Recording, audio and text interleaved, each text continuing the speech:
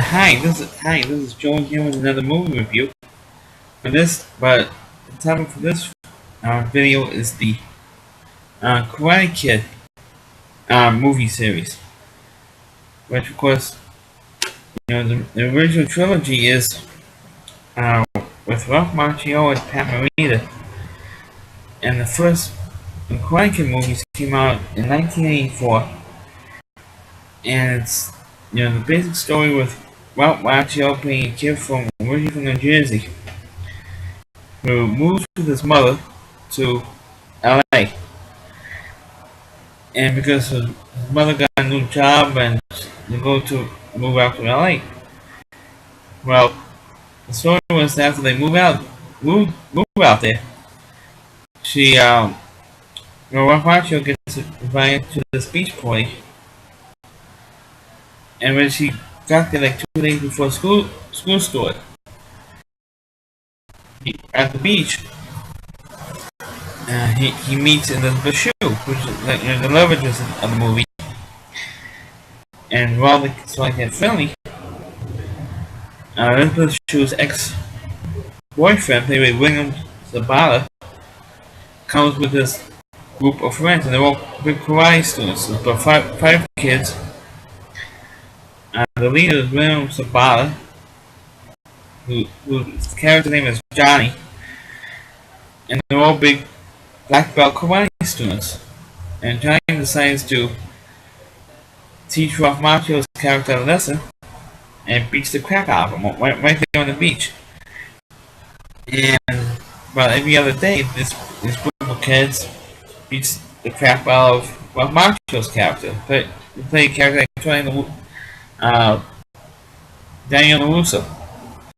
So every other day, you beat the crap out of him. And the last real beatdown he got was on a Halloween party. Macchio decides to get even with Johnny, pours water on him, and of course him and Johnny and his father friends start chase him down and start beating the crap out of him. But one of them, his name Bobby, I forgot who played him in the movie, decided, enough's enough, we taught him a lesson, and we should, leave him alone already. And of course Johnny and the other kids in the group named Dutch said, not enough. Because they pretty much want to kill him. And then Pat Morita, who plays the maintenance guy in the little apartment building they're in, it looks like more like a hotel than an apartment building. Bails him out, takes all 5 kids out with his karate moves, because karate master from Okinawa, and took all 5 kids out. And of course, Ralph Macchio says, "Oh, why didn't you teach me karate so I could, defend myself from these guys?" And at first, was reluctant to do it because he doesn't believe in fighting. But then after he saw the karate teacher, played by Warren Clove, he says, "Okay, I'm going to teach you karate." Because about 2 months later, there's supposed to be this big karate tournament in the area, like an Old Valley tournament, karate tournament. So okay, we'll put you in here, and maybe hopefully, you get even with this guy for being in this karate tournament. So pretty much for the rest of the movie, excuse me. Pretty much for the rest of the movie, he teaches Daniel how to play karate for the rest of the film. Of course, we know what happens at the end of the movie. He ends up facing Johnny in the championship match. Of course, big shock, and Daniel beats him. This movie was directed by John Avildsen, who did the original Rocky movie. So of course, there's underdog characters will win in the end of the movie. But the first one was very, very successful. Pat Morita was nominated for an Academy Award. He didn't win though, but he was nominated for an Academy Award for Best Supporting Actor. I'm not sure if he won or not. I don't think he did, but he deserved it because he was great in the first movie. And the first movie was so successful that 2 years later, in 1986, they came out with Karate Kid Part 2. and Nightcrawler was a decent follow-up. I know a lot of people didn't give us such a great, whatever, the other two sequels such a great made up, but Karate Kid 2 was a decent follow-up to the first one because it gave more of a background story to Kamarina's character, the character named Miyagi, Mr. Miyagi, and you didn't really know that much of a background on him. But what bothers me with the whole series was that each movie had a different, or Ralph Macchio had a different girlfriend in each one of the three films, almost kind of like in Indiana Jones movies. In the original trilogy, we had a different girl in each film. That's what John Avildsen did with the Karate Kid movies. You had a different girl in each one of the three Karate Kid films. In the original one, you had Elizabeth Shue. The second one, I can't even pronounce the girl's name in the second movie. But he develops a relationship with the niece of Pat Morita's old girlfriend. Because of Karate Kid 2, the premise of Karate Kid 2 was when Pat Morita goes back to Okinawa because his father was dying, which of course eventually does, and he meets up with his old girlfriend, and Ralph Macchio gets a relationship with the girlfriend's niece, and Pat Morita's girlfriend's niece, Yukie. And in the film, of course, if those of you who are Happy Days fans, okay, of course, actually all know Pat Morita from the Happy Days television show. There was one particular episode during season 3 where they actually introduced the Arnold character. The last original episode from the 3rd season when Arnold gets married, the same actress who played Arnold's bride plays Arnold's girlfriend, or Miyagi's girlfriend in Karate Kid 2. There's like a little bit of a trivia thing there. Anyway, so he meets an old girlfriend, but the problem with Karate Kid 2, of course, the premise is after he goes back to Karate Kid to Okinawa, he meets his old childhood friend named Sato. I forgot who the actor who played him, but it was in the role. He wanted to fight Miyagi because the thing was that Miyagi's girlfriend Yukie was arranged to be married to Miyagi's friend Sato, and of course Miyagi was in love with Yukie and says, "Oh, I'm going to marry her anyway." Go against the parents' arrangement, and then of course Sato decided to do a fight to save his honor. And that's when Miyagi decided to leave Okinawa forever and immigrate into the United States. So that's how Miyagi got to the United States. Left Okinawa in the first place because he didn't want to fight. He didn't want to fight his friend. But found out that Yukie never married him anyway.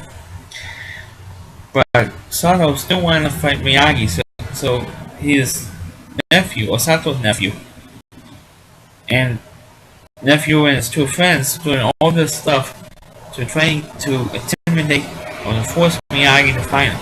And then when he finally says to agree, there was this big storm. Miyagi saves his life and said, "Now I'm not going to fight him anymore."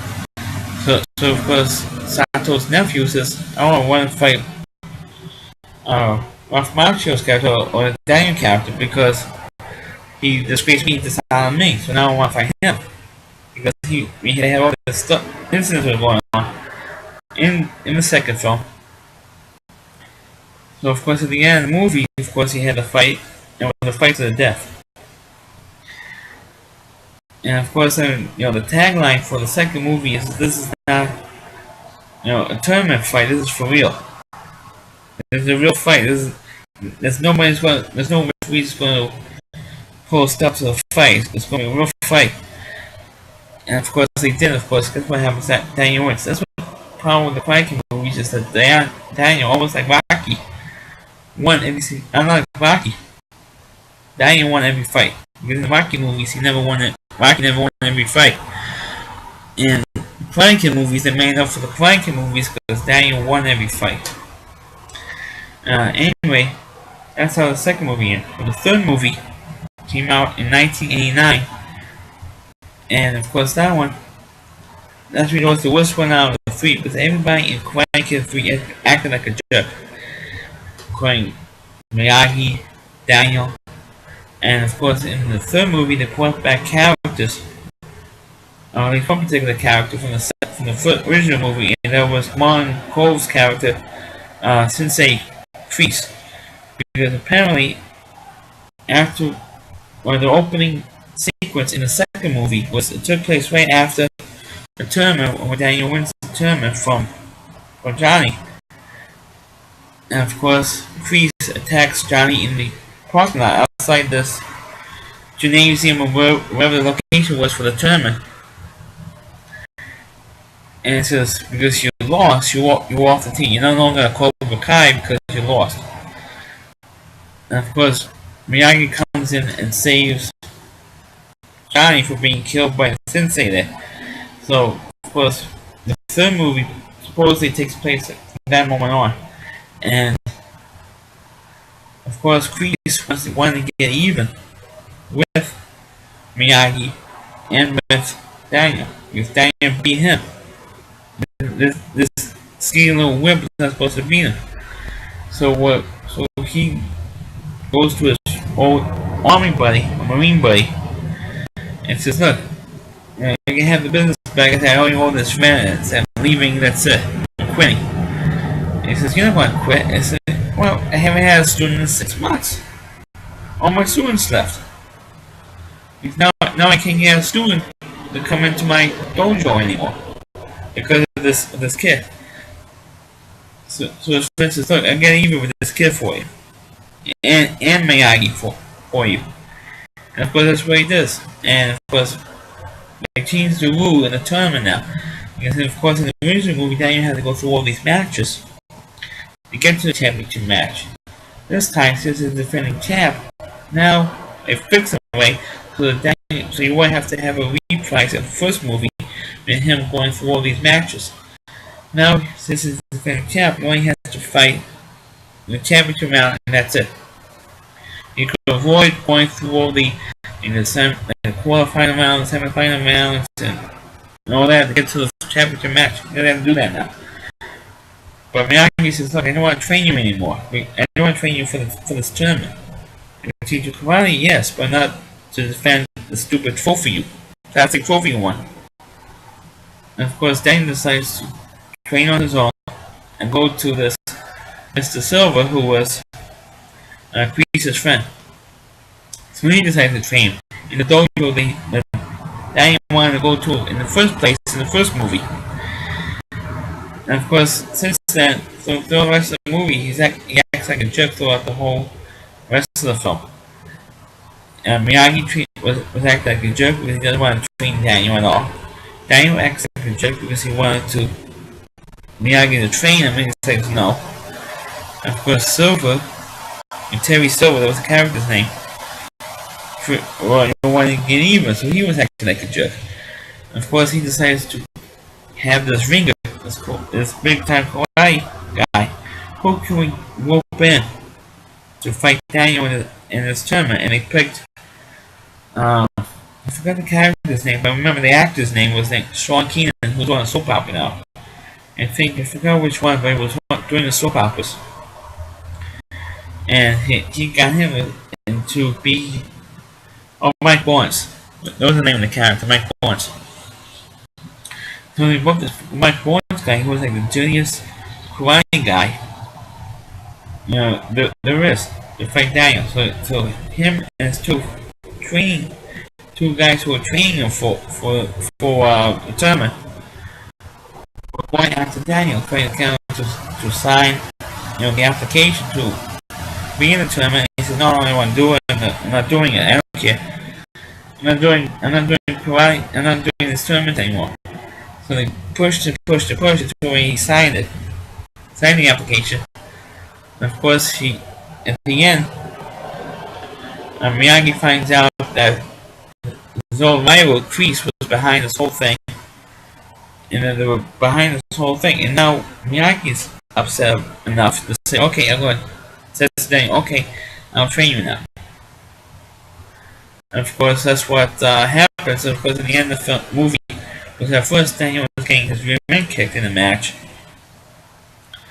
But what they did was they also kind of changed the rules of the championship match. Instead of getting like 3 points and you win, they were doing, they shortened the time of the match to 3 minutes. If you get 3 points in 3 minutes, you win. But if you don't, it goes to a sudden death. If it's tied, of the points are tied, you go to a sudden death thing. And of course, the first person to get a point, wins the thing. But the Mike Barnes character kept it at 0-0. He gets, 1 point. Pushes him in the face or kicks him. He gets 1 point, and then he'll give it like a penalty point, like kicking Daniel in the groin, or his kick Daniel in his manhood, and he gets a penalty point on that. Or then he deliberately puts him in the face, he gets another penalty point, so he gets 0-0 for the 3 minutes. So he can punish Daniel as much as possible during the 3 minutes, and then in the sudden death portion of the match, you get the 1 point and win the title. But of course it didn't happen because Daniel got 1 point anyway in the sudden death, and he wins the match in the end, and that was it. So the third movie was not as good because everybody acted like instead of letting Daniel go to college, he was doing this stuff. And it was really annoying, really a jerky movie to end this trilogy.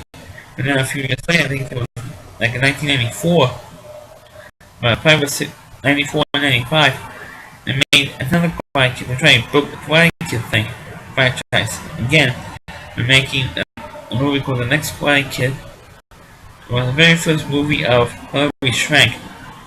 Instead of being a boy, it was a girl, and they put the Pat Morita character and the Miyagi character in there to help rob the house, and he trains her. There's another group of karate, and there's a lead group of karate guys in this movie, and of course, there was no tournament. There was no, there was a fight at the end of the movie, but it was like one challenge after the other, and then Miyagi fights, the instructor of this karate group, and that was, and of course naturally Miyagi of course wins. But the next Karate Kid, the only thing novelty of the next Karate Kid film was that was the first movie with Hilary Swank, who of course anyone won 2 Best Actress awards. But it was the Karate Kid movies, and I mean, do like the first 2 films were good, and then the other 2 were not so good. Because the show comes after the second one, and that's it. Because then was not so good. The third one was not so good. It was not that crazy, but the third one, and the Karate Kid movie was also not so good. But like I said, they kept milking the series. That's when they made the 4th one. I think they're trying to make for a 4th one with the Rock Maggio character, but I don't think they wanted to do it again, go through a 4th movie. And for what? Because if they were not going to let Daniel go to college, the big complaint of the 3rd movie is that they should have went to college and maybe have a karate thing in college or something, but I guess they kind of like ran out of ideas, so they brought Martin Cole back and they get a revenge thing on Daniel. But if they kind of like made it for the 2nd movie and made the 2nd movie as the 3rd film, it might kind of work out that way. But they didn't. They did it the way they did it, and it might have worked out better if they made the 3rd movie as the 2nd one. With Kreese getting revenge on Daniel, and then made them going to Okinawa for the 3rd film. If they did, they might have done it that way. It might have been a better trilogy. And the whole series might be amazing. But if you want to see the two films, just stick with the two films and forget the other two. If you want to see the other two, I'm not gonna stop anybody. But that's my recommendation is to see the first two films. Those two films were really the best ones in the series. Well, thank you for watching. Make sure you like the video, subscribe to my YouTube page, and catch you next time.